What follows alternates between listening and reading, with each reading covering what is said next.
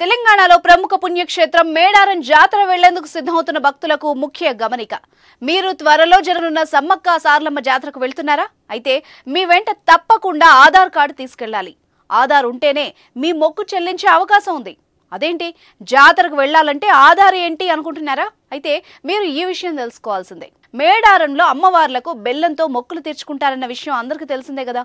అయితే మేడారంలో ఎత్తు బంగారాన్ని కొనుగోలు చేసిన భక్తుల వివరాల్ని సేకరించి తమకు అందజేయాలని వ్యాపారులను ఎక్సైజ్ శాఖ ఆదేశించింది. గజం కేవలం 4500 రూపాయలతో 165 గజాల భూమి కేవలం 8 లక్షలు మాత్రమే. భక్తుల నుంచి ఆధార్ జిరాక్స్, ఫోన్ నెంబర్, ఇంటి అడ్రస్ తీసుకుని బెల్లాన్ని విక్రయించాలని అధికారులు తెలిపారు. గుడుంబా తయారీకి బెల్లం పక్కదారి పట్టే అవకాశం ఉండడంతో ఈ నిబంధనలు పెట్టామంటున్నారు అధికారులు. గుడుంబా తయారీకి బెల్లాన్ని విక్రయించిన వాళ్లకి 1,00,000 జరిమానా విధిస్తామన్నారు. బెల్లం కొనేందుకు ఆధార్ అవసరం అన్న విషయం తెలియక ఇక్కడికి వచ్చే భక్తులు ఇబ్బంది పడుతున్నారు. ఇదిలా ఉండగా ప్రపంచంలోనే అతి పెద్ద గిరిజన పండగ సమ్మక్క సారలమ్మ జాతర.